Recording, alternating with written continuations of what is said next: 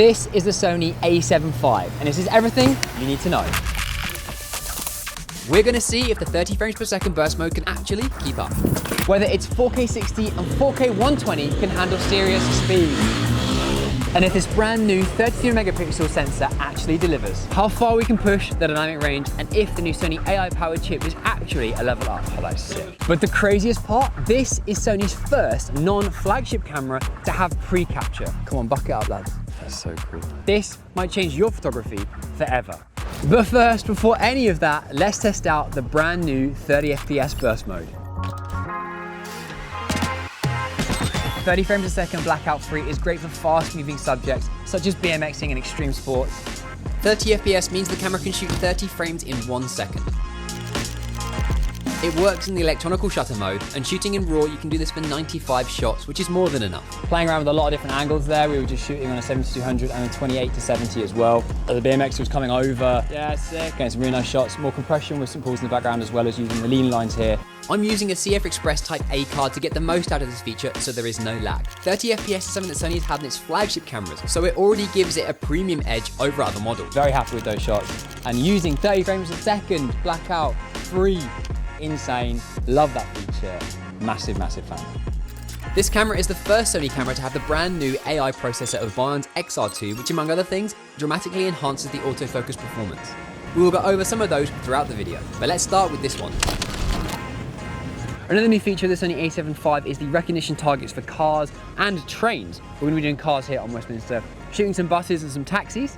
One of the other things obviously it's great for is car photography. This will really help level up, make sure they're extra sharp. I've got this on the wide focus area to see how quickly it can pick it up as well. So what we'll do is we'll bring you guys into the camera and we'll show you how it's looking. So you can see it's jumping from the bus is on now, and then it will go to the next taxi which is behind. It's locked onto the taxi perfectly. And you can see as it goes through it pulls through. Taxi. Yeah, nice. This camera weighs slightly more than the previous model, weighing in at 695 grams.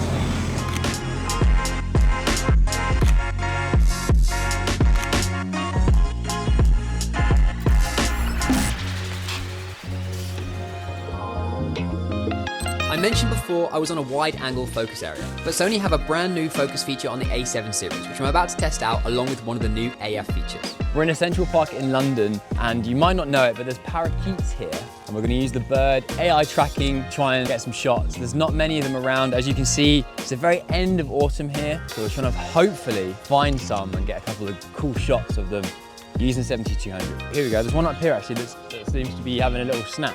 But this, obviously, we're going to be trying to shoot some birds, so we're going to move down to bird, and now we're set up, and then when we're on the hunt, it'll autofocus, be perfect. Oh, the light's hitting him real nice, aren't they? On the focus area, on the spot, there is now extra large, large, medium, small, and extra small. So because of the leaves, it's actually picking up on the branch in front of me. Anything you're shooting something relatively stationary, but in a very crowded area, it's the perfect example to use the extra small focus area. We'll get a shot of him now. The light's just hitting him really nicely. And having 33 megapixels means we can still crop in and get some really, really nice details of anything we're shooting. Oh, look, they're having a fight. Oh, that is a sick shot. It's actually really nice.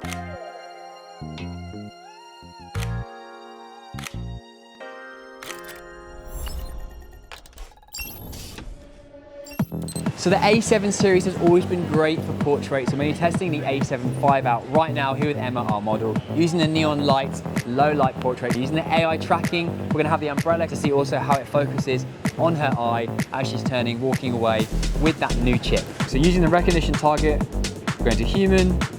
We've obviously got our model here and it's tracking straight away on the eye. So if you put the umbrella and then push it back up, boom. So it already knew exactly where she was. Turn and walk, so now it's the back of the head, so you know, there you go, see that square? So instant tracking.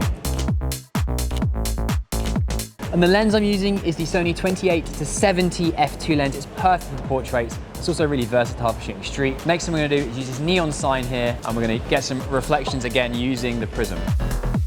Yeah, that's awesome. Hand on the window, and then eye autofocus, again, instantly tracking. Look at that, perfect. Okay, that's sick. Oh, that's unbelievable. So even with all of this going on, the autofocus is tracking her eye perfectly. And again, yeah, perfect. and then down at me, like a bit more like, yeah, that attitude, that's sick. Yeah, I love that.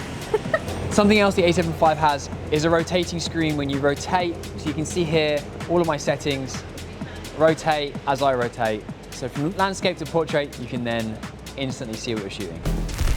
The Sony A7 series has always had exceptional low light performance, and the A75 is no different to that. So we're going to be testing out here in a few locations in London. Let's go. So low light photography has been my favorite thing to shoot ever since I started photography, with the A7 II being my first ever camera that I picked up. Now having the A7V, going through each generation has been amazing, and to see the improvements the low light capabilities have made is insane. And now this one just jumps it up another level. Okay, here comes the bus, and we're shooting. Nice, that's gonna look sick. And if you don't have a tripod, using a railing or anything else you can find at a level is a great way to get some long exposures. It also has new and improved in-body stabilization. I found this really useful for handheld long exposures. Oh, and it also has improved battery life thanks to the new chip. Another new feature the Sony A75 has is the flip screen. We finally have the same as the A7R5, which means you can flip it any way you want, which is great for lookups like right here. Even though it's raining, it's looking pretty epic, and you can flip it however you might want, literally any direction. Great for getting low, great for lookups, great for a number of different shooting ways, and I'm very happy that this is now on the A7V.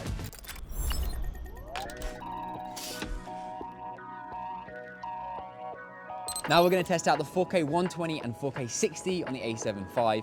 Using the bike, the leaves here, it's autumn, so we're going to get some great shots of a bike coming through here really fast and slowing those leaves down. Let's see how it performs. Oh, that was sick.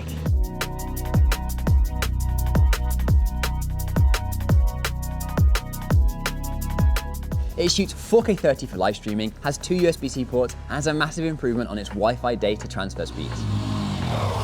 Yeah, sick, yeah. It's currently raining and freezing cold outside in London, so the hottest place I could think of was a sauna to test out the capabilities of the Sony A75. The camera now shoots 4K video for 60 minutes at 40-degree heat. That's a massive improvement from the A7 IV, which previously only shot for 10 minutes. With the steam and temperature starting to rise, I pressed record on the camera to see how long it would last in this extreme heat. So obviously, being a travel photographer and videographer, this camera is going to make things so much better when traveling to hot countries. In the past, you could never shoot more than 10 minutes at 4K, so now having the capabilities for up to an hour makes it the perfect hybrid to go and shoot photo and video when visiting those warmer countries. I am very hot and sweaty. The camera is coping way better than I am. We've currently been filming for over 20 minutes and we've not had anything so far. It's currently 80 degrees in here, so it's double technically what the camera can handle for an hour, but we're gonna see how long it can handle. The camera was handling the heat way better than I was, so I went outside to quickly cool myself down. Okay, that was actually quite nice. It was cold at the time, but now I'm feeling better. I tapped out before the camera, which lasted for over 35 minutes at 80 degrees Celsius before the camera shut itself off. That's also not including the time we were in there setting up. That's very impressive, and I have no doubts it will perform incredibly well when traveling to hot places. The Sony A75 has 16 stops of dynamic range, which is the first Sony camera to have it. We're going to test it out right here using this frame with Big Ben behind us. Having that extra stop of dynamic range is great for not only night photography, but also in the day when you're shooting in conditions with high contrast situations. It means you can lift up the shadows and save the details in post-production.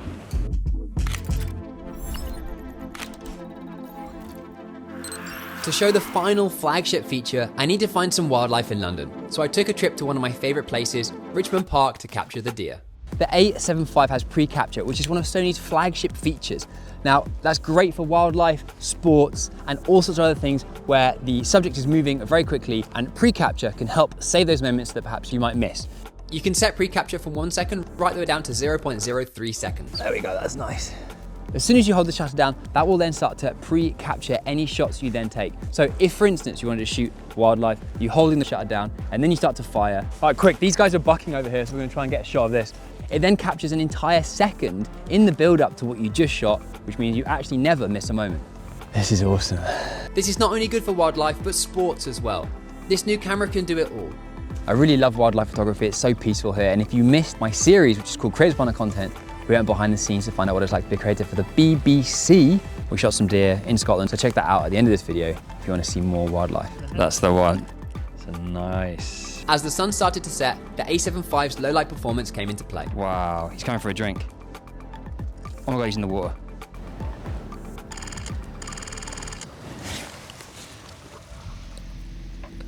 Oh, that was insane. That was so cool. The amazing thing about wildlife photography is things happen in a split second, and pre-capture can help you save those moments if you miss them. So there you have it. That is everything you need to know about the Sony A7V. Personally, my 3 favorite upgrades: the flip screen, I'm a big fan of that. Having the tracking of the car, plane, insect, bird, human, all of that in one place now is really handy and makes shooting a lot easier. And of course, the pre-capture, I'm a massive fan. Oh, that's stunning. And I really believe it pushes this camera into an elite level status for sport, wildlife, or even out and about shooting. Like, it's actually super easy to hold one-handed. And I can't wait to get my hands on this full time. I am curious to know what you think. Let me know in the comments if you have any questions about it, and will you be upgrading? Catch you guys in the next video soon.